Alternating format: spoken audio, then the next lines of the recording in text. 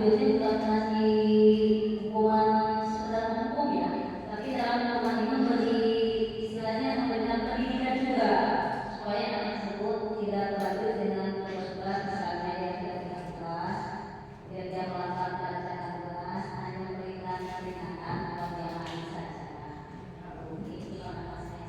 Ya, terima kasih Pak Ibu ya. Jadi kita biasanya siswa itu bukan gimana ya, tapi untuk memberi pelajaran siswa agar tidak mengulangi kesalahan yang mereka perbuat. Terus, nah ini adalah konsep inti budaya positif. Ya, yang pertama itu kita akan lihat perubahan paradigma belajar, disiplin positif, terus ada juga nilai-nilai kebajikan, kebutuhan dasar manusia, apa aja yang diperlukan oleh kita sebagai manusia, terus motivasi perilaku manusia, posisi kontrol guru. Nah, nanti kita lihat posisi kontrol kita ada di mana. Terus ada keyakinan kelas dan di segitiga ada statistik. Nah, sebelum itu kita lihat ya budaya positif atau ekosistem positif dari Ki Hajar Dewantara kita itu sebagai petani Bapak Ibu ya, jadi kita itu sebagai petani, bagaimana petani itu merawat padi itu dengan cara apa? Biasanya dikasih pupuk ya, terus diberi air atau membasmi bulat-bulat. Nah, kita juga sebagai petani itu merawat anak-anak kita seperti petani merawat padinya ya. Nah, terus ada lagi pembelajaran dengan paradigma baru. Nah, ini ya paradigma baru. Pembelajaran dengan paradigma baru itu adalah pembelajaran yang dirancang berdasarkan prinsip-prinsip berdiferensiasi sehingga para peserta didik belajar sesuai dengan kebutuhan berdasarkan tahap pengembangan dengan menggunakan siswa yang berkarakter profil pelajar Pancasila ya dari kurikulum Merdeka. Nah, ini nih yang kita suka ingat atau miskomunikasi tentang teori kontrol. Nah, biasanya itu kita itu menganggap bahwa murid-murid itu bisa dikontrol ya sama kita. Tapi ternyata kita itu tidak bisa mengontrol murid. Terus bahwa kritik atau membuat sesuatu itu bisa membuat si anak itu terkontrol. Terus miskomunikasi juga ada penguatan positif, efektif dan bermanfaat itu bisa mengontrol siswa. Terus ada lagi ilusi bahwa orang dewasa itu berhak memaksa. Kita kan sebagai orang dewasa ya, dari anak-anak muda kita itu biasanya suka lebih memaksa anak muda kita untuk nurut. Nah, coba kita lihat teori kontrol. Nah, ini ya. Jadi ada stimulus respon dan teori kontrol itu berbeda ya. Ada stimulus respon dan teori kontrol. Nah, biasanya ini kalau stimulus respon itu anak-anak itu kita beri apa dan tanggapan anak-anak itu bagaimana. Seharusnya itu teori kontrol itu harus dari diri dia sendiri. Contohnya kayak gini sih, kebutuhan kita sama, kita selalu melihat bahwa anak itu kebutuhannya sama, mengajarkan dengan hal yang sama, padahal ternyata si anak itu kebutuhan itu berbeda-beda setiap orang. Terus ada lagi semua orang melihat hal yang sama ya, padahal anak itu tidak melihat hal yang sama dari kita atau pelajaran kita. Jadi anak itu mempunyai cara pandang yang berbeda-beda. Terus ada lagi kita mencoba mengubah orang agar berpandangan sama dengan kita ya. Jadi kita sebagai guru kadang ingin anak kita itu berpikiran sama dengan kita, padahal anak-anak itu mempunyai dunia sendiri dan cara pandang berbeda. Terus ada lagi perilaku buruk dilihat sebagai suatu kesalahan. Kadang kita suka melihat anak itu dari perilakunya yang buruk. Ternyata kan mereka berperilaku seperti itu tuh ada alasan sendiri. Ada dari pihak atau motivasi eksternal atau internal dalam diri dia sendiri. Terus ada lagi orang lain bisa mengontrol saya ya biasanya ya. Anak itu bisa dikontrol oleh kita sebagai guru. Ternyata yang hanya bisa mengontrol anak itu adalah diri dia sendiri, bukan kita sebagai guru atau kita yang lebih dewasa tidak. Karena yang bisa mengontrol anak itu adalah diri mereka sendiri. Terus ada lagi pemaksaan. Ada pada saat menunjukkan gagal. Bisa kita gagal menuju si anak, akhirnya kita memaksa si anak untuk nurut. Ya Bapak Ibu ya, padahal kita tidak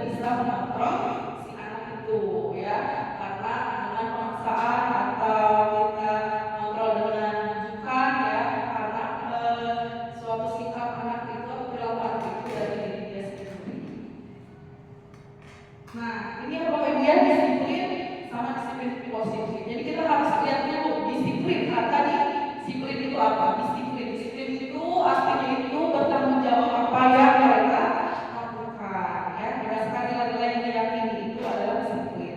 Nah, kalau disiplin positif adalah salah satu cara penerapan disiplin yang bertujuan untuk menumbuhkan kesadaran serta didik tanpa imbalan atau reward. Jadi dia itu ingin melakukan hal itu dari diri sendiri, ya.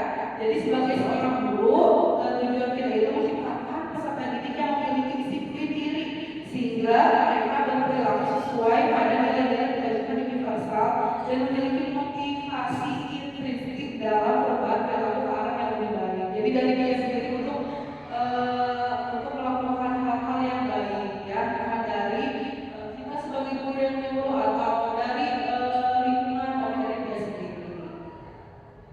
Nah, sebelum itu ada kebutuhan dasar manusia. Kita sebagai manusia itu punya kebutuhan dasar. Kebutuhan apa aja yang manusia butuhkan untuk menjalani kehidupan secara fisiologis maupun psikologis. Ya, apa aja kebutuhannya? Ada yang tahu?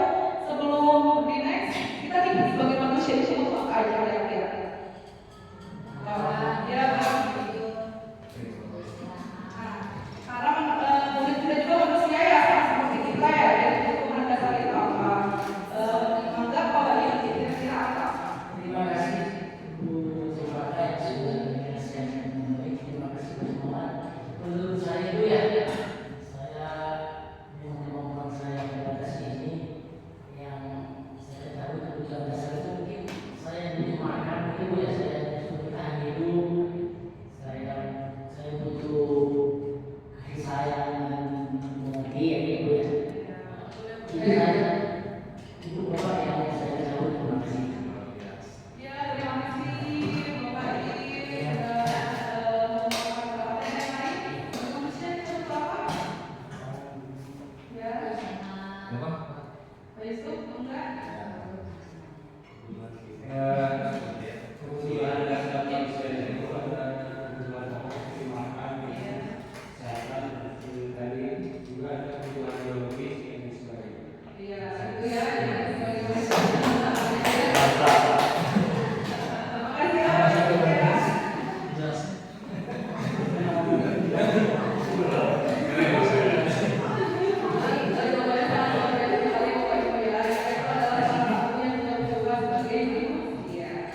Nah, ternyata ada 5 kebutuhan dasar manusia. Yang pertama itu bertahan hidup. Kita sebagai manusia, manusiawi untuk bertahan hidup. Dengan cara apa bisa bertahan hidup? Makan, ya Bapak Ibu ya. Pakaian, tempat tinggal, keamanan dan kesehatan itu adalah cara kita untuk bertahan hidup sebagai manusia. Terus ada lagi dulu tadi kata Pak Yusuf ya, kasih sayang dan rasa diterima. Rasa diterima, dipedulikan, berbagi kerjasama, menjadikan bagian dalam kelompok adalah rasa kasih sayang dan rasa diterima. Terus ada lagi penguasaan Bapak Ibu ya. Penguasaan itu adalah harga diri, keinginan untuk dianggap. Terus memimpin presentasi, diakui dan dikenali. Itu adalah penguasaan kita sebagai manusia. Terus ada lagi kebebasan. Nah, kita itu bebas untuk mandiri, memiliki pilihan, mencoba hal baru, mampu mengendalikan arah dirinya. Itu termasuk kebutuhan dasar manusia tentang kebebasan. Terus ada lagi kesenangan, Bapak Ibu ya. Jadi kesenangan kita itu ada hobi, bermain, humor, antusiasme dan hal itu kebutuhan dasar manusia tentang kesenangan. Nah, Bapak Ibu coba yang bisa depan ya. Yang pertama, Ibu bilang tidak boleh bersenang-senang suatu mengerjakan tugas mata kelas harus adanya kelas tenang, tidak ada suara. Padahal aku suka bernyanyi. Nah, menurut Bapak Ibu, murid itu membutuhkan kebutuhan apa sebagai manusia? Enggak? Ada yang bisa ngisi? Kebutuhan apa? Jadi dia suka nyanyi, suka bersenang-senang, tapi ya sama Bapak Ibu. Ada yang bisa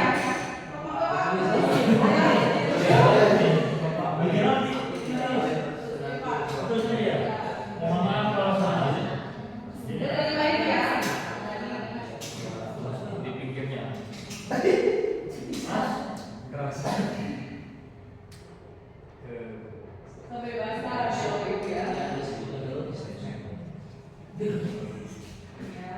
Bapak Ibu ya. Ada lagi, terima kasih Bapak Jadi. Terus yang kedua ada lagi, Ibu Guru tidak punya waktu hari ini, padahal aku pakai jepit waktu baru. Nah, kira-kira nih sebagai manusia coba dulu apa? Oh iya, ada kata ibu, kasih sayang dan rasa diterima, penguasaan, kebebasan,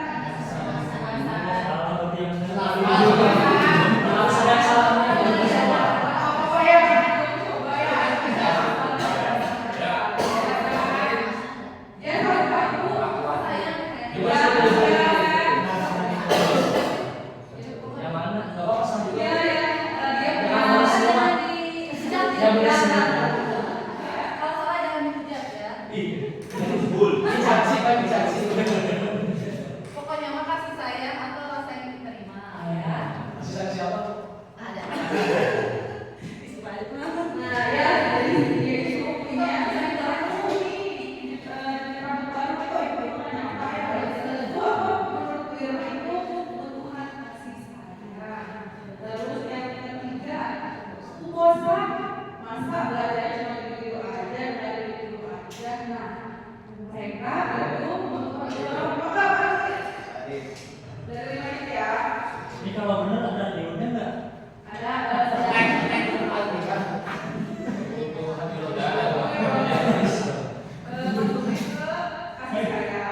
Gimana ya? Terima kasih.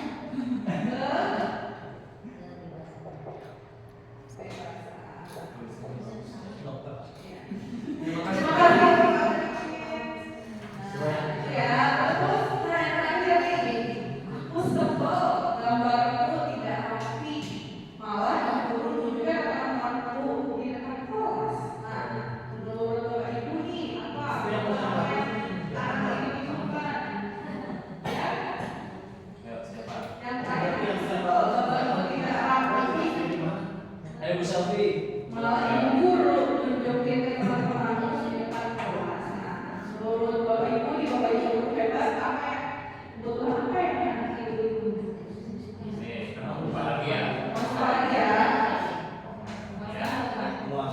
Mas lagi ya? Aku sebel gambarnya dikasih ke teman-temannya nih. Menurut Bapak aja ya? Udah saya lagi aja.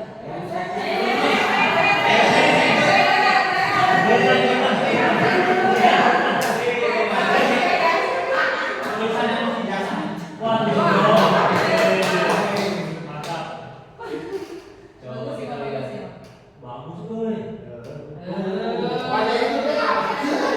Saya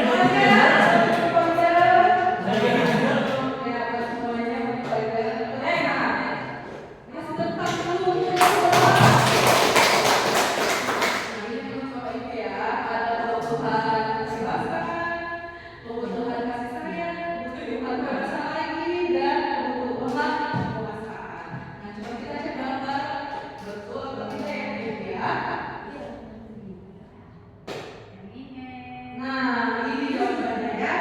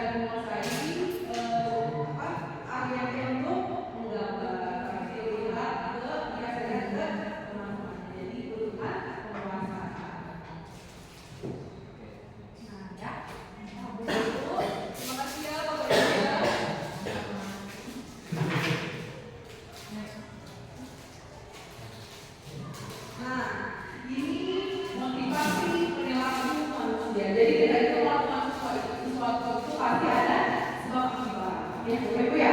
Ada yang dari luar, terus ada yang dari dalam diri kita sendiri. Itu ada dua namanya motivasi ekstrinsik dan motivasi intrinsik. Ya, kalau yang ekstrinsik itu kita biasanya itu melakukan sesuatu itu untuk menghindari ketidaknyamanan atau hukuman. Terus ada juga kita itu ingin mendapatkan imbalan Bapak Ibu ya, penghargaan.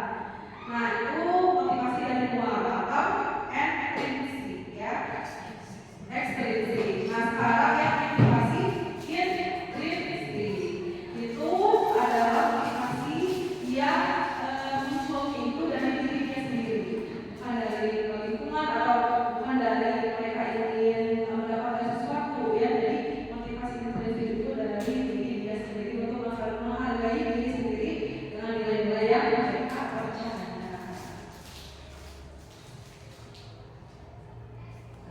Nah, kita lihat nih sekarang dari tadi motivasi, sekarang kita ke posisi kontrol guru ya, Bapak Ibu ya.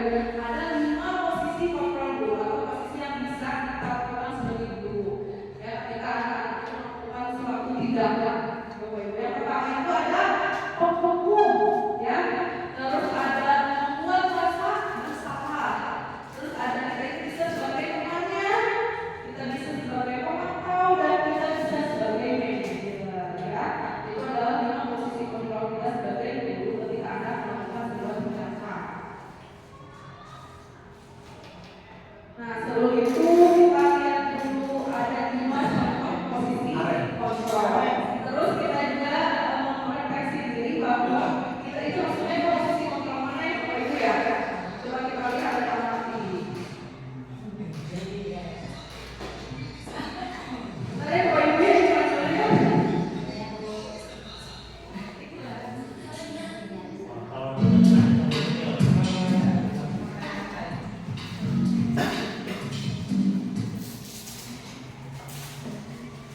Monggo Bapak Ibu sambil makan snacknya.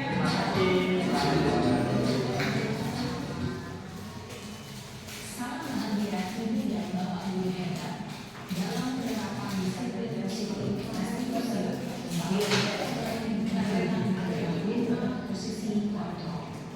5 posisi kontrol dalam institusi adalah proses perjalanan seorang pendidik agar dapat mengenali dirinya.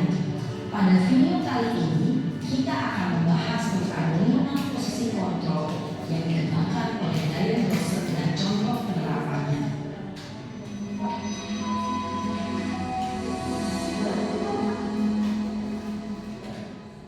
5 posisi kontrol itu adalah 1. Posisi penghukum. 2. Posisi pembuat rasa bersalah. 3. Posisi teman. 4. Posisi pemantau atau monitor. Dan 5. Posisi manajer. Untuk lebih memahami kelima posisi tersebut, mari kita saksikan kasus Naren yang terlambat hadir 20 menit di sekolah dan melihat bagaimana kelima posisi kontrol dalam menghadapi masalah tersebut. Pertama posisi penghukum ya, Bapak Ibu ya.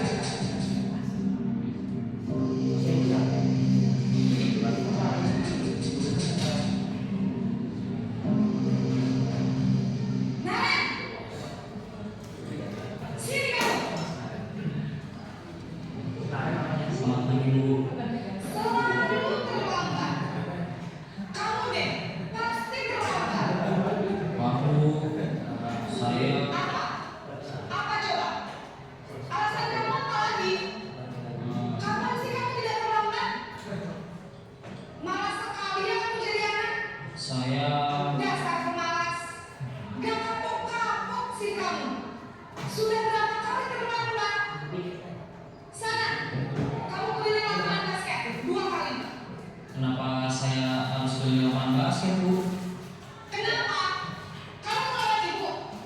Berani-beraninya jawab. Sudah terlambat, masih berani jawab enggak? Sekarang, keliling lapangan basket 5 kali sekalian. Biar kapok. Cepat. Pergi sana ke lapangan basket. Posisi penghukum biasanya berbicara dengan nada tinggi, menghardik, menunjuk-nunjuk, menyakiti, dan menyindir. Hukuman bisa berupa fisik maupun psikis. Ibu dan bapak guru hebat. Dampak yang terjadi pada murid ketika guru berada pada posisi penghukum adalah murid cenderung akan memberontak, bahkan menyimpan dendam.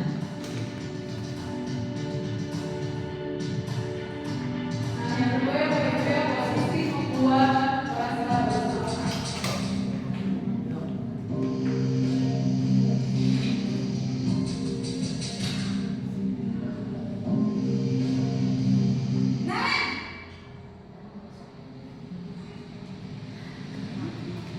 Selamat pagi Bu. Naren, kamu kenapa terlambat lagi, nak? Ya Tuhan, Naren, kamu senang ya bikin ibu susah ya? Kalau kamu terlambat lagi, nanti ibu yang ditegur bapak kepala sekolah, nak. Disangka ibu tidak bisa membina kamu. Duh, gimana ini? Maaf Bu. Duh, Gusti Naren, kamu suka ya kalau ibu tegur bapak kepala sekolah? Terus, sekarang ibu harus tulis apa yang di buku absen? Ini kamu sudah sering terlambat loh. Ibu harus apa coba? Maaf Bu. Maaf sekali. Ya sudah, lain kali jangan bikin ibu susah lagi ya nak ya. Ibu tidak akan kuat lagi kalau kamu begini terus. Bisa jantungan kalau ibu tegur bapak kepala sekolah. Sana cepat ke kelas. Maaf ya Bu. Maaf sekali. Posisi pembuat rasa bersalah berbicara dengan nada tenang, cenderung lembut, namun kata-kata yang diutarakan membuat murid merasa menjadi orang yang gagal, memandang buruk dirinya sendiri, merasa tidak berharga, dan tidak sanggup membahagiakan orang lain. Ketika guru mengambil posisi pembuat rasa bersalah, murid akan menganggap dirinya yang bersalah dan ia akan menyimpan emosi negatif tersebut di dalam dirinya.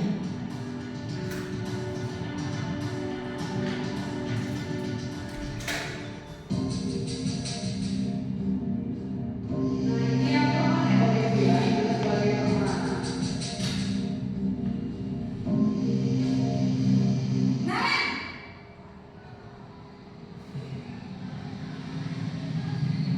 Selamat pagi Bu. wah, sudah jam berapa ini nak? Terlambat lagi ya sayang. Iya Bu. Habis ibu saya membangunkan saya Bu. Kamu malah menyalahkan ibu kamu.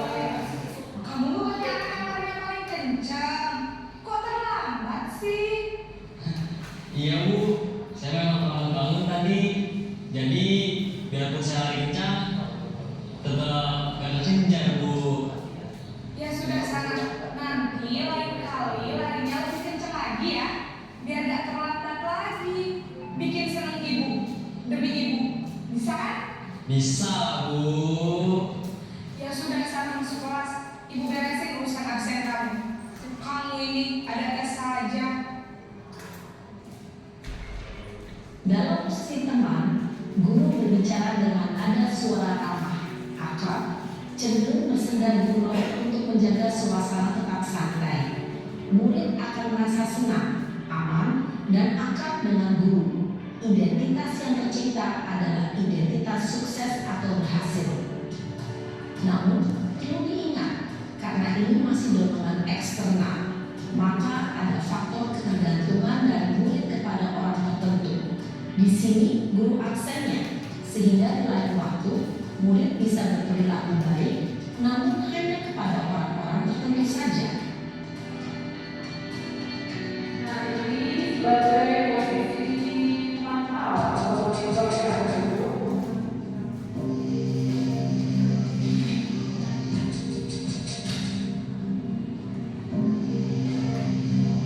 Naren,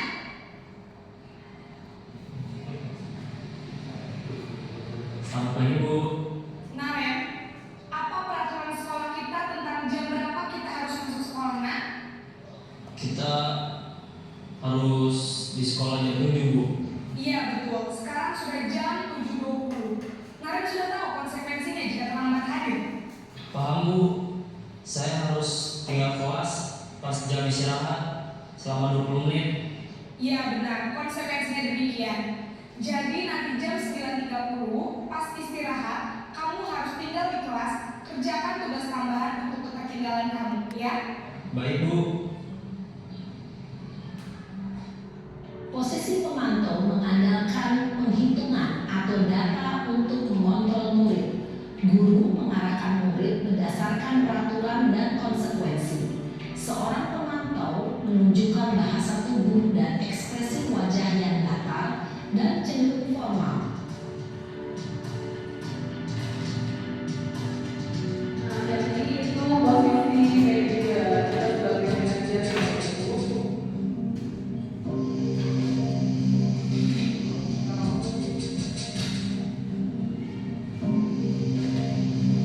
Naren!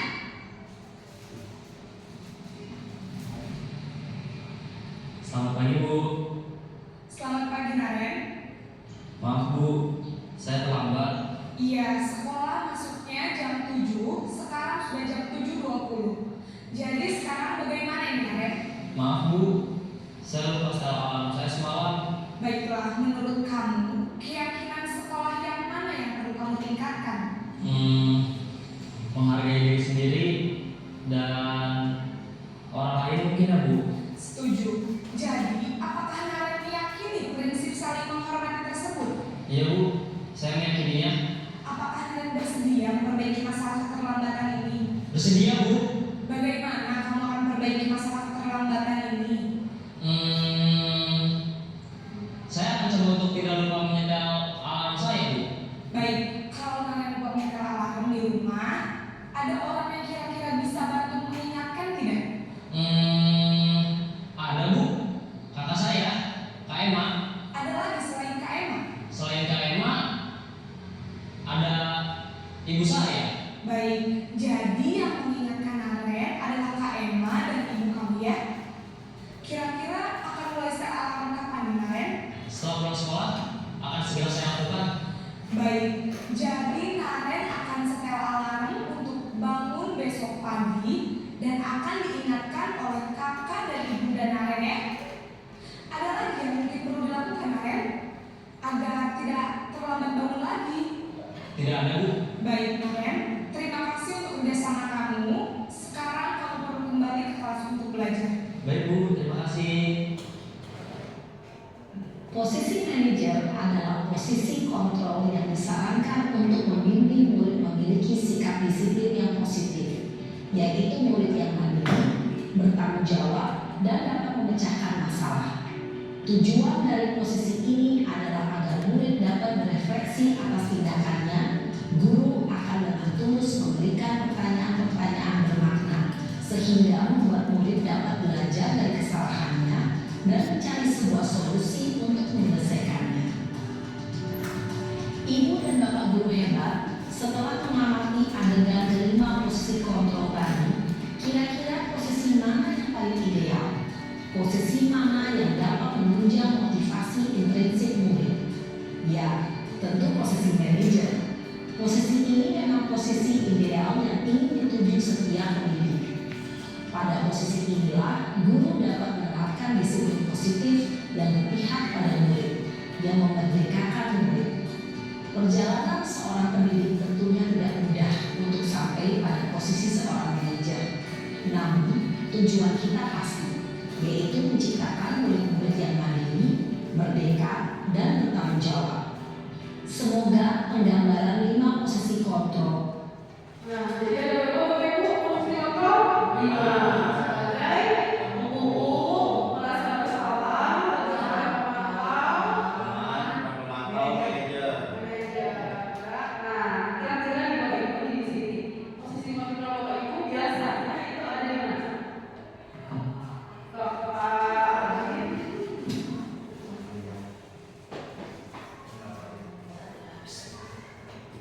Ya, terima kasih kepada rekan-rekan wartawan.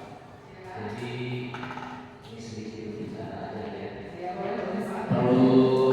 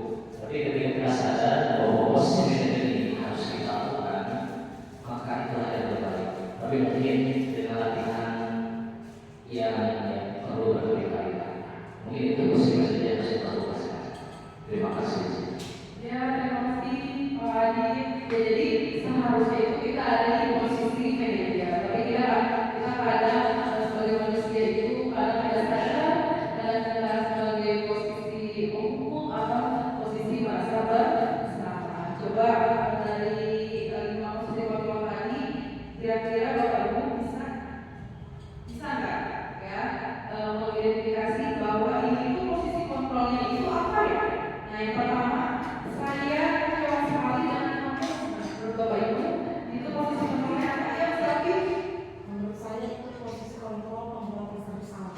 membuat merasa bersalah. Ya karena ada kata kecewa sekali yang ya kecewa dengan kamu, jadi merasa saat itu merasa bersalah. Nah, terus ada lagi, kamu tidak pernah benar melakukannya. Nah, Bapak Ibu kata ini termasuk posisi kontrol. Kamu tidak pernah benar melakukannya. Nah, Bapak Ibu, ini mereka ini atau si kita ini sebagai posisi kontrol apa? Bapak Ibu? Mungkin penghukum. Hukum ya, betul ya, hukum. Kenapa? Karena kita langsung menyebutkan ya, yang menyebutkan kamu tidak benar-benar melakukannya. Siapa tahu dia itu tidak benar melakukannya karena ada sebab akibatnya yang dia. Terus ada lagi, apa cara untuk menyelesaikan masalah ini? Iya. Ya, jadi betul sekali ya, Bapak Ibu. Jadi lagi ya, si murid itu sebagai guru, apa ada cara untuk menyelesaikan masalah ini? Jadi si anak itu menyelesaikan masalah itu dengan dirinya sendiri itu dari diri sendiri. Ada kita yang beritahu, ada kita yang menuntut tapi dari diri kita sendiri. Terus ada lagi, kamu tidak pernah mendapat nilai jika tidak melakukan tugas. Kamu tidak pernah melakukan nilai jika tidak mengerjakan tugas. Menurut Bapak Ibu, ini itu maksudnya itu posisi kontrol. Kamu tidak pernah mendapatkan nilai jika tidak mengerjakan tugas. Itu wanita.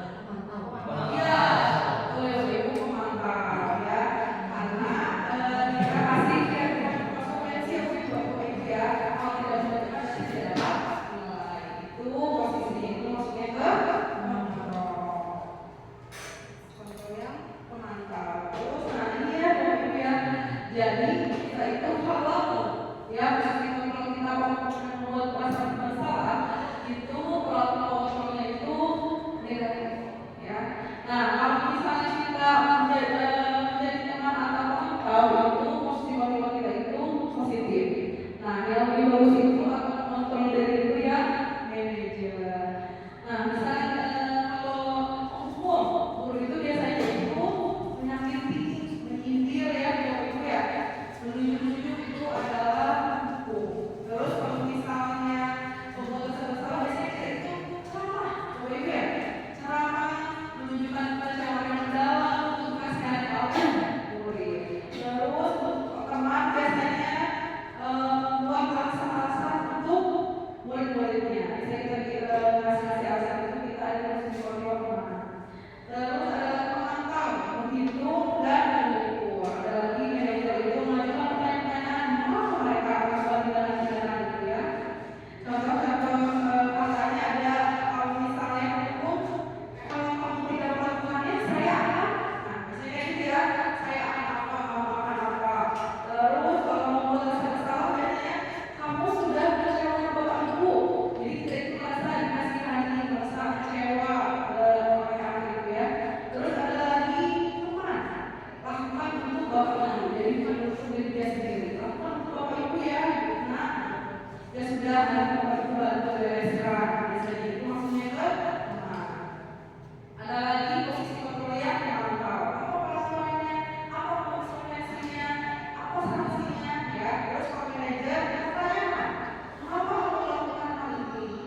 Ya, apakah kamu meyakini hal tersebut? Nah, biasanya kita itu harus menanyakan mengapa mereka melakukan hal ini. Nah, untuk muridnya itu biasanya kalau misalnya hukum itu mereka itu jadi tidak peduli, ya, dan akan melakukan kesalahan yang berulang-ulang kali, atau akan lebih mahal melakukan hal sama. Terus ada lagi kalau membuat rasa bersalah biasanya dia cuma memaafkan atau kadang-kadang aja, ya, dia sadar, tapi mungkin mereka akan melakukan dan merasa bersalah. Terus ada lagi teman, biasanya kalau misalnya posisi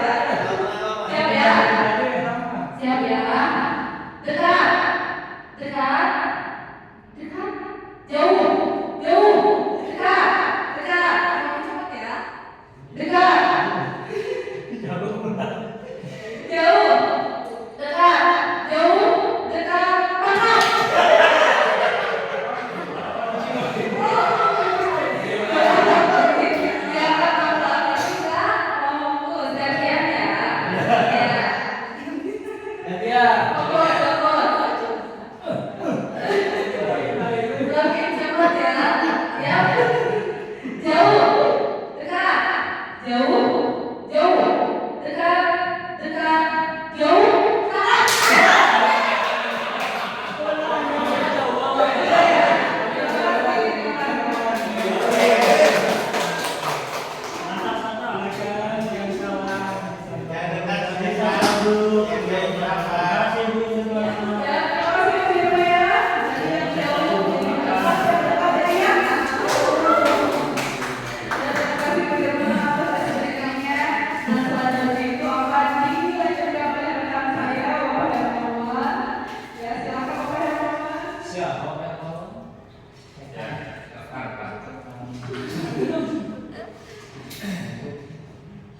Sambil dimakan dan minum dulu, maka kita lanjutkan. Tadi sudah perkenalan ya, nama saya Hermawan. Saya akan lanjutkan materi kali ini. Nah, yang saya akan bawakan ini adalah keyakinan kelas. Nah, ini kenapa? Karena ini sangat penting ya di kelas, apalagi nanti Bapak Ibu sebagai wali kelas mungkin itu harus ada yang namanya keyakinan kelas. Ya, keyakinan kelas ini harus kita lakukan ya supaya ya ada apa ya pengalaman bagi siswa terkait dengan keyakinan kelas ini. Nah, kira-kira mengapa keyakinan kelas ya? Mengapa bukan peraturan kelas? Ada yang mau menggunakan apa atau perbedaannya boleh? Keyakinan kelas bukan peraturan kelas. Kenapa? Kira-kira ada yang tahu?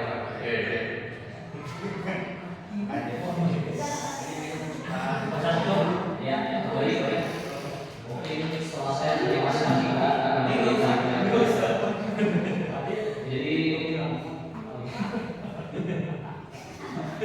Jadi menurut yang saya pahami, kenapa keyakinan kelas tidak peraturan kelas? Dari definisi saja, kalau peraturan itu bersifat amanah. Kalau keyakinan itu, kalau peraturan bersifat amanah dari orang. Tapi kalau keyakinan itu bersifat amanah dari diri kita.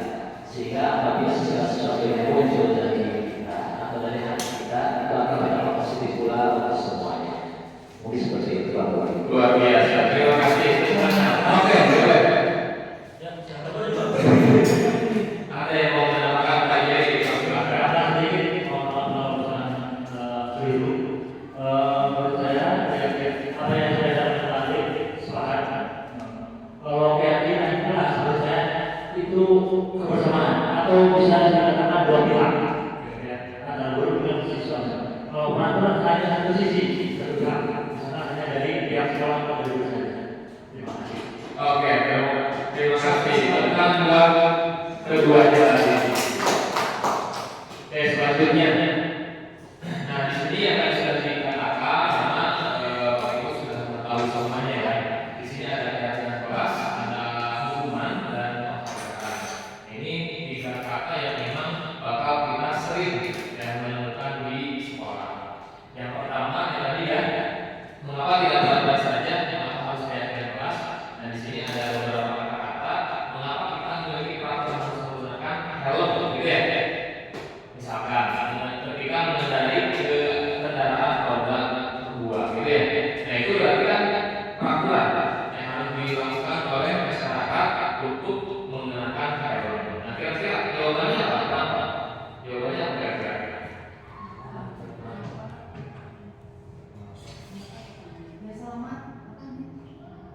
Jawabannya pakai helm. Ya, untuk keselamatan, betul ya. Kemudian yang kedua, mengapa kita memiliki peraturan 3M? Menggunakan masker, mencuci tangan dan menjaga jarak. Kesehatan, betul ya. Yang ketiga, kenapa kita memiliki peraturan harus datang tepat waktu pada saat mengikuti olahraga disiplin? Untuk disiplin. Tapi di sini kata-katanya masih peraturan, gitu ya.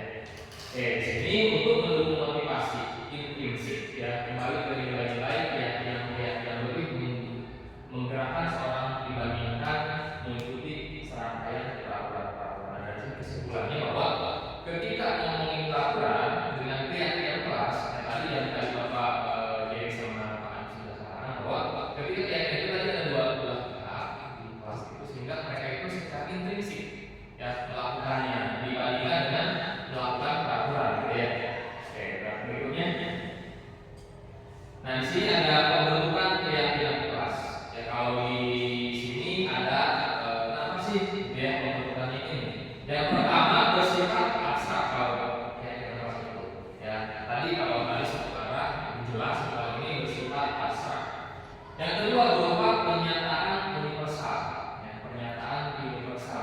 dibuat semuanya. Yang ketiga dibuat dalam pernyataan positif. Nah ini ya, kadang kita sering menggunakan kata-kata yang negatif. Misalkan jangan merokok gitu ya. Nah itu adalah kata-kata negatif. Ya, dilarang. Nah itu juga kata-kata. Usahakan memang harus gitu ya, untuk keyakinan kelas ini kita harus menggunakan kata-kata yang positif. Berikutnya sedikit saja agar mudah diingat. Jadi nggak usah banyak-banyak ya, cukup poin-poin yang misalkan krusial itu misalkan kurang dari 10 bulan ya.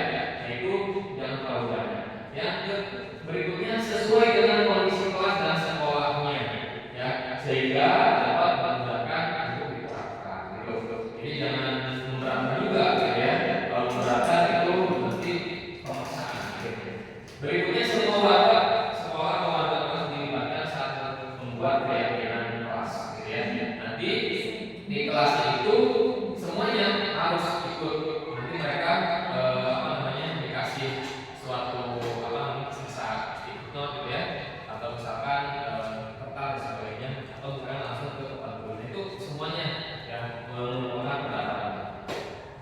Nah di sini ada prosedurnya yang saya rangkum. Yang pertama tadi mengajak siswa dan berdiskusi di kelas, jadi semua orang harus terlibat.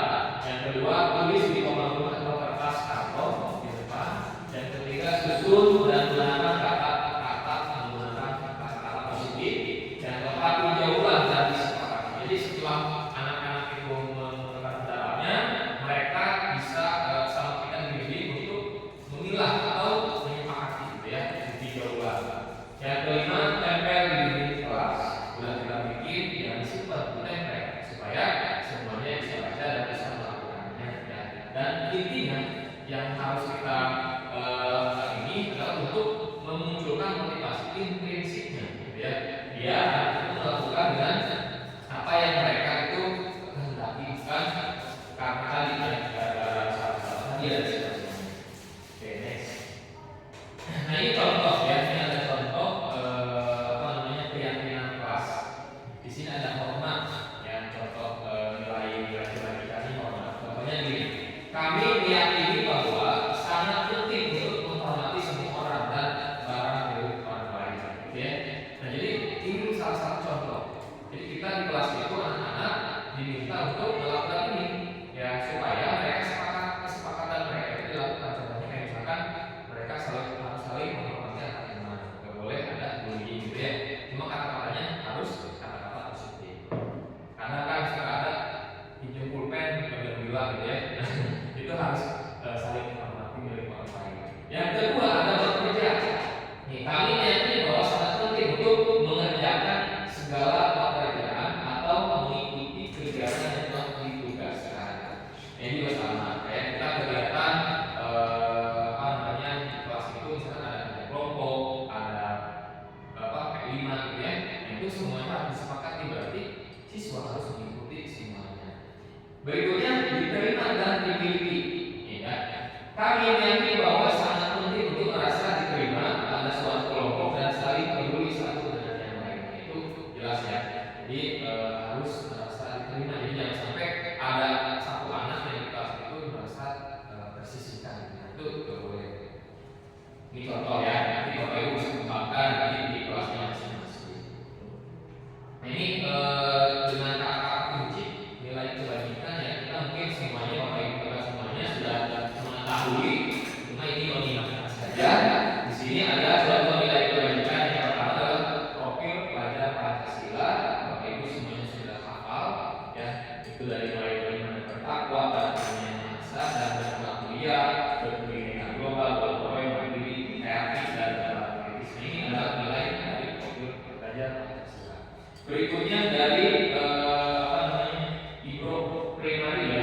Di sini ada toleransi, rasa hormat, integritas, mandiri, menghargai, antusias, empati, pengetahuan, kreativitas, kerjasama, percaya diri, dan komitmen. Ini bisa melengkapi gitu ya. Satu lagi ada yang keterampilannya, yaitu dapat dipercaya, lurus, hati, mendengar yang aktif, tidak merendahkan orang lain,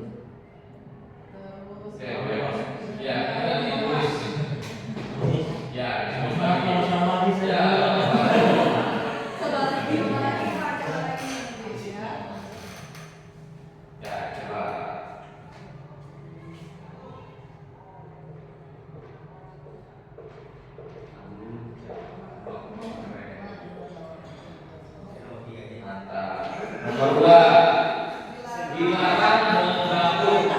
Boleh? Oh, langsung semua boleh. Apa yang mau mengisi?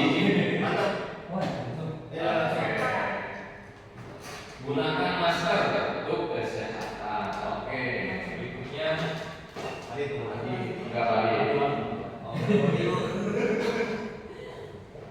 Dilarang mengganggu orang lain. Nah, ketertiban. Ya, Bapak Ibu hebat semuanya. Kesehatan.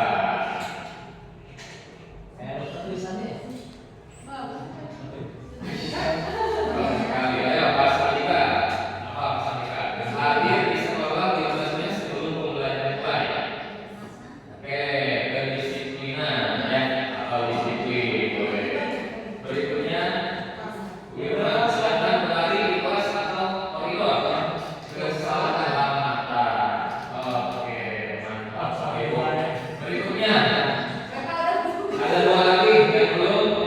Boleh? Baik. Oke, satu lagi sekalian 2 masuk kalian. Ibu sekalian dua-duanya dulu. Ya, nggak apa-apa. Nggak apa-apa ibu, kita kan lagi diskusi. Oke, dilarang melakukan kekerasan siapa? Kedisiplinan.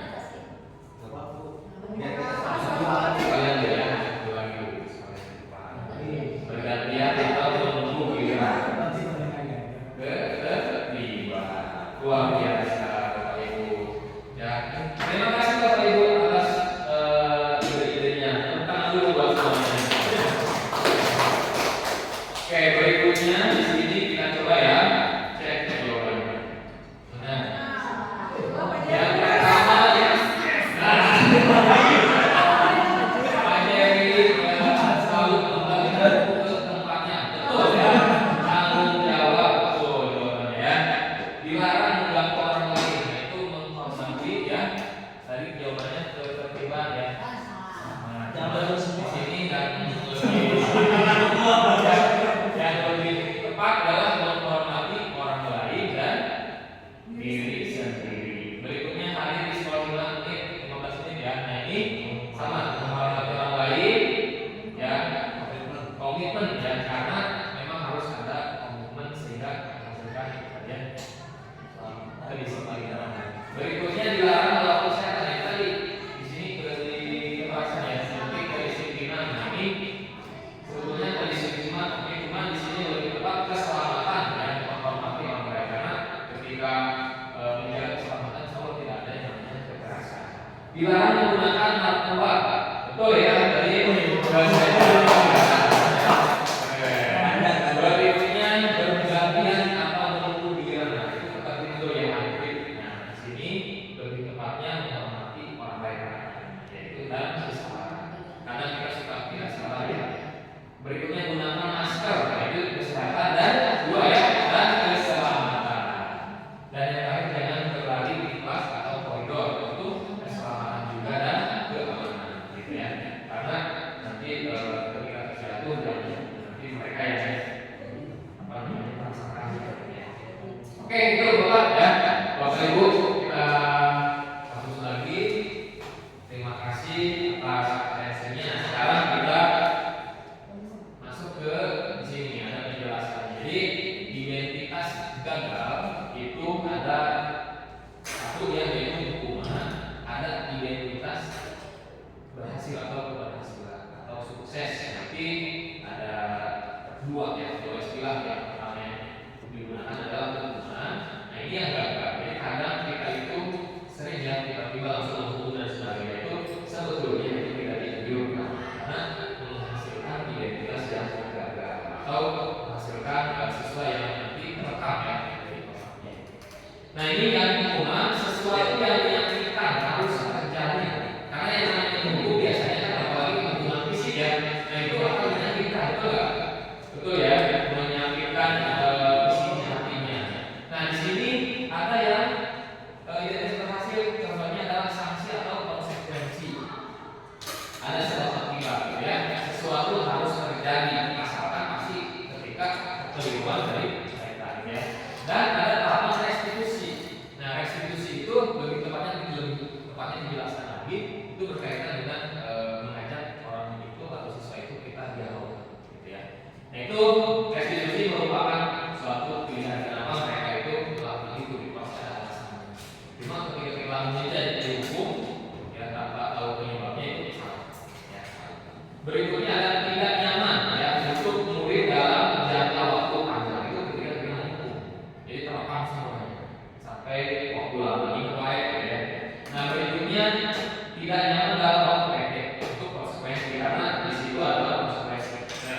restitusi menguatkan dalam jangka waktu aja. Jadi dari contoh-contoh tadi ini restitusi yang kayaknya cocok ya harus kita lakukan. Ya. Berikutnya korban mendapatkan keadilan, korban tidak diabaikan, bisa diabaikan kalau yang restitusi korban mendapat ganti. Berikutnya murid tersakiti kalau konsekuensi murid tidak nyaman, ya beda. Kemudian kalau restitusi murid mendapatkan penguatan. Berikutnya murid memberi peraturan, murid menghormati peraturan, murid menghormati dirinya dan orang lain. Ya. Kemudian ada kata di sini hubungan dengan negatif, sedangkan kontrol karena apa? Karena tadi ya ada salah akibat. Sebetulnya kalau restitusi berarti positif. Kemudian ada mode paksaan, ya mode paksaan berarti di situ ada stimulus untuk yang konsekuen. Kemudian ada teori kontrol restitusi.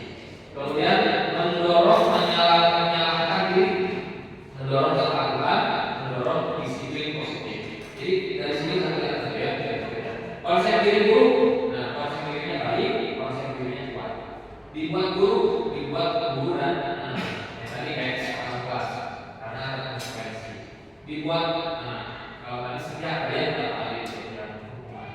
Terakhir tiba-tiba tidak diharapkan atau melukai. Ini kata ini yang harus kita cermati yang melukai. Di sini ada sudah diketahui dari masyarakat. Jadi karena kan yang konsekuensi. Berupa undangan melakukan restitusi. Jadi anak-anak dipanggil, kayak dipanggil ke ruang guru atau ruang BK. Nah itu adalah undangan restitusi namanya. Oke, berikutnya. Nah ini adalah lebih dijelaskan lagi ya. Di sini hukuman itu tidak berencana tiba-tiba, dan murid tidak tahu apa yang akan terjadi, tidak dilibatkan, bersifat satu arah, berupa hukuman fisik atau psikis. Nah itu. Jadi yang harus kita cermati di sini. Kenapa kita tidak diajarkan hukum? Berikutnya konsekuensi rencana disepakati sesuai dengan peraturan. Murid tetap dibuat tidak nyaman. Sikap guru selalu memonitor murid. Dan yang eksekusi proses menciptakan relasi bagi murid untuk memperbaiki kesalahan. Proses kolaboratif yang mengajarkan murid untuk mencari solusi sendiri. Jadi diajarkan berdialog, sehingga menghasilkan solusi sendiri. Oke, berikutnya. Oke, di sini coba sekarang minta dari Bapak Ibu lagi ke depan sekali lagi. Dan nah di sini nih ada kasus ya. Jawabannya itu antara hukuman atau konsekuensi. Mencatat 100 kali di dalam buku kalimat. Saya tidak akan terlambat lagi karena terlambat ke sekolah. Nah, itu 100 kali. Nah, coba siapa? Boleh. Nanti terus ya. Hukuman. Terima kasih. Yang kedua, lari mengelilingi lapangan basket 2 kali karena terlambat hadir di sekolah. Ini sesuainya nih, sesuai. Guru olahraga.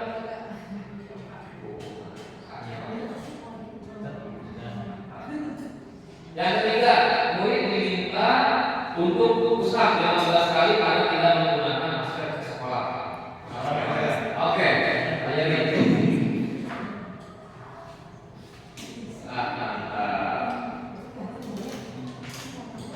Hukuman. Yang keempat, menggantikan kertas tugas teman yang telah dicoret-coret. Apa kira-kira itu? Sambil makan, sambil minum boleh.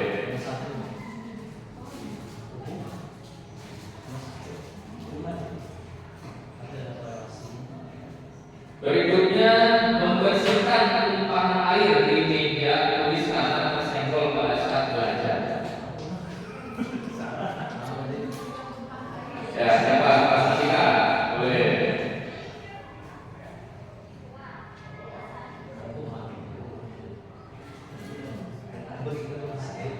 Ya. Oke. Harus ada yang satu ya. Pak tahu betul Pak. Berikutnya, oke, terima kasih. Meminta murid tidak mengenakan sepatu seharian di sekolah karena tidak mengenakan sepatu hitam. Jadi harus sesuai ya, menggunakan sepatu tidak sesuai dengan peraturan. Ya.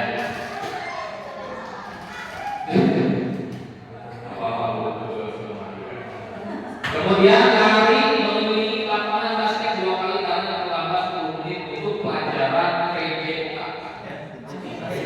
Ya, hari besok. Oke. Sebelum menjawab ini saya tahu dulu ada kue kalau boleh izinkan saya untuk menjawab.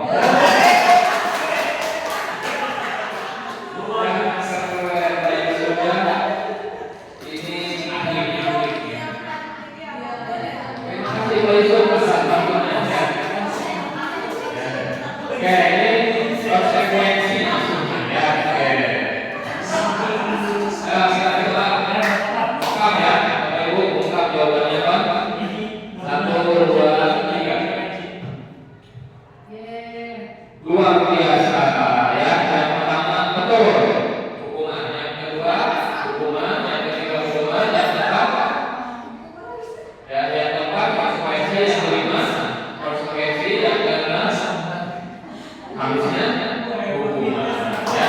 Oke, jadi salah satu tidak mau. Oke, kita hapus lagi ini ya. Jadi dari sini kita belajar ya. Berikutnya, nah ini sebenarnya Bapak Ibu ini sudah pada paham terkait dengan perbedaannya. Sesuatu ini kalau hukuman itu sesuatu yang menyenangkan harus terjadi, konsekuensi itu sesuatu harus terjadi. Kalian sebetulnya ini sudah ya. Oke, itu yang tadi terkait dengan konsekuensi dan hukuman. Nah sekarang untuk yang restitusi ini ada penjelasan tersendiri.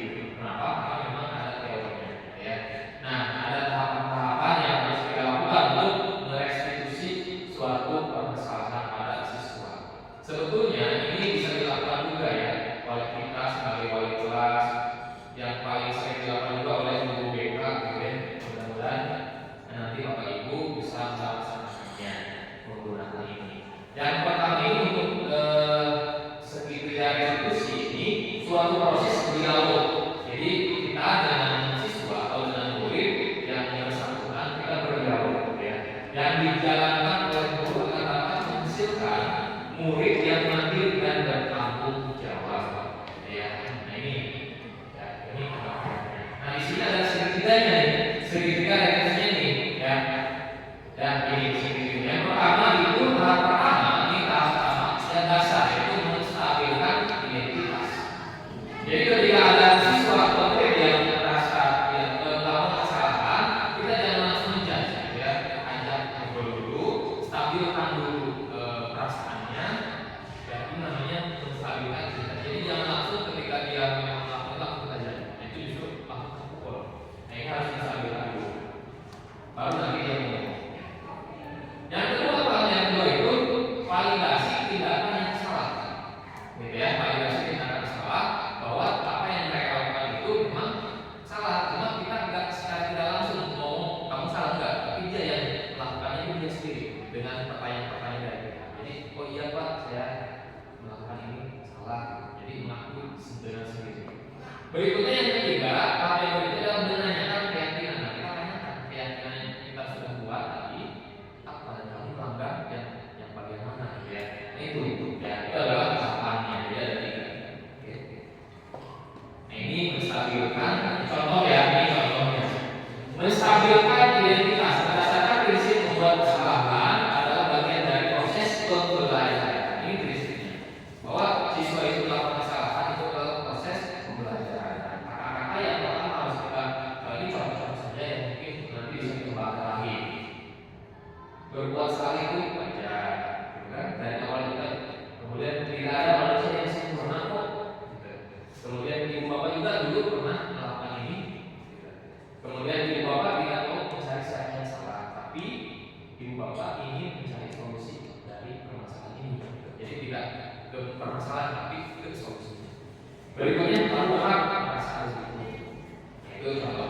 tampilkan ya.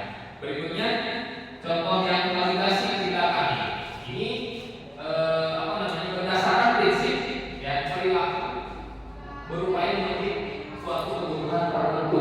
Nah ini contohnya, kamu pasti punya alasan kenapa melakukan hal itu. Jadi tanya, jadi tidak langsung tidak kamu salah ya. Jangan boleh. Yang kedua, padahal kamu bisa melakukan yang lebih buruk dari dia. Kamu patut bangga karena telah melindungi sesuatu yang penting buatmu. Kamu melakukannya karena mempertahankan sesuatu yang penting buatmu. Misalkan dia ada misalkan tenaga yang kita ini ternyata diambil temannya, merasa apa namanya? Nah ini kamu lakukan. Oke. Berikutnya menanyakan keyakinan, ya. Berdasarkan prinsip kontrol bahwa pada dasarnya kita termotivasi secara intensif, ya, secara intensif. Jadi bukan eksplisit, tapi intensif. Jadi kesadaran sendiri. Apa yang keyakinan kelas kita? Nah, tanya lagi. Kemudian kita apa yang telah disepakati bersama, ya. Kemudian seperti apa gambaran sebuah kelas yang ideal? Kemudian kamu ingin menjadi orang yang seperti apa, gitu ya.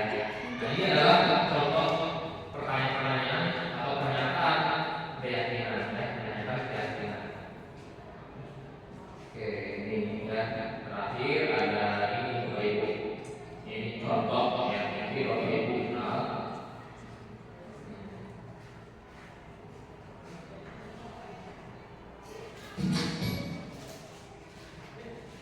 Kembangkan pada murid adalah motivasi ini. Sisi yang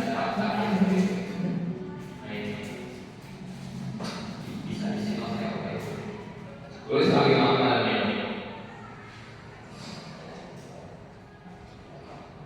Siang saya. Sudah lama ketemu sana. Kenapa hari ini di sini? Kesel Pak, kesel banget.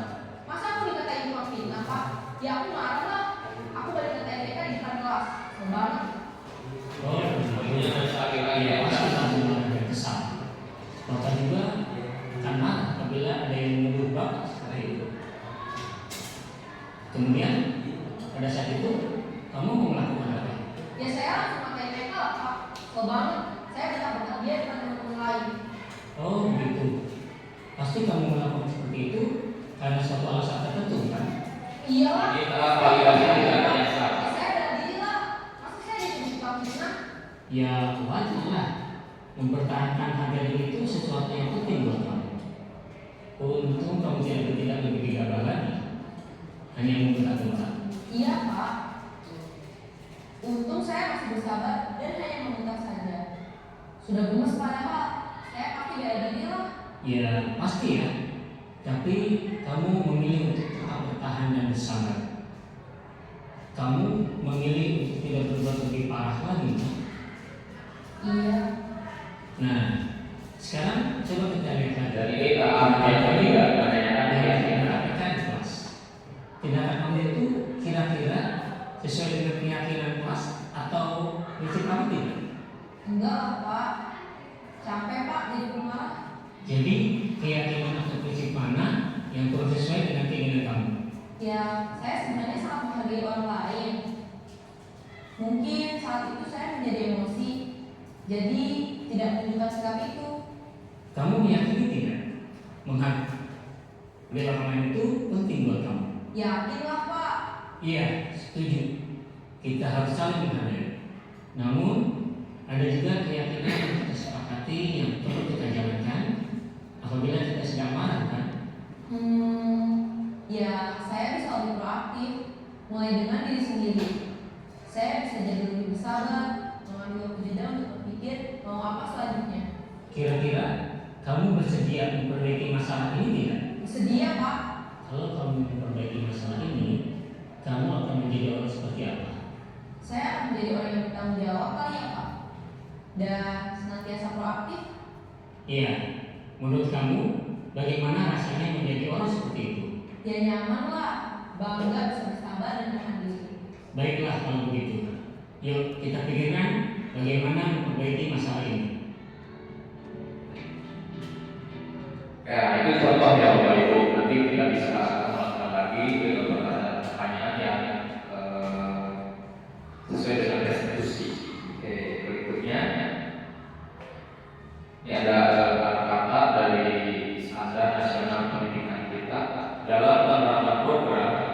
disiplin positif, hendaknya guru memiliki standar kepribadian profesional dan sosial yang baik, di mana guru mampu merefleksikan dirinya dalam posisi kontrol saat ini. Bagaimana perjalanan dirinya sebagai omong itu manajer yang menuntun murid-muridnya menjadi insan yang mandiri, merdeka, dan bertanggung jawab.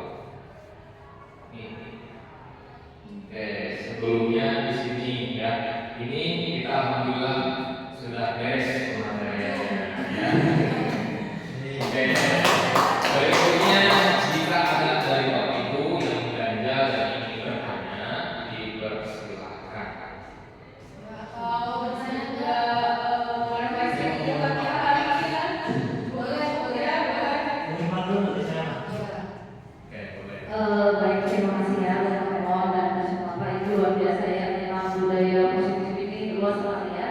Dan kita sebagai guru kan benar-benar harus yang mana ya, yang kita harus belajar kayak foto di kelas kebutuhan amin macam-macam ya.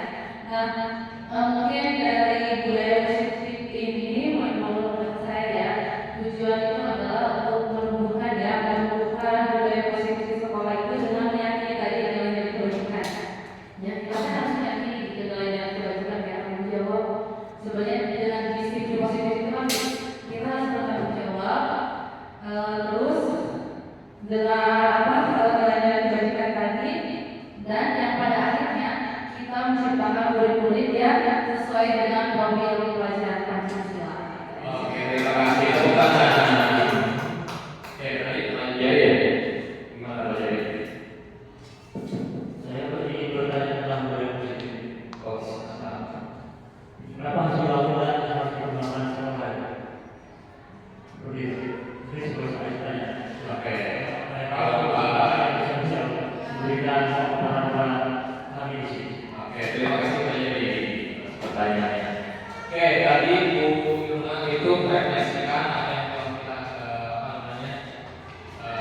pelajari hari ini, dan kalau Pak Jaya bertanya ya.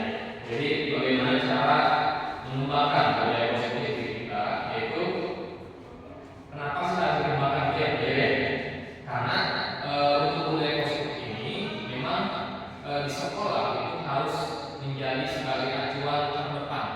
Kenapa harus seperti itu? Biar tadi ya, kan tujuan akhir kita itu untuk pendidikan adalah ke murid, gitu kan, ke siswa. Nah itu tujuannya supaya melatih karakter anak peserta didik kita untuk dia memiliki nilai-nilai yang tadi, nilai-nilai kebajikan yang tadi.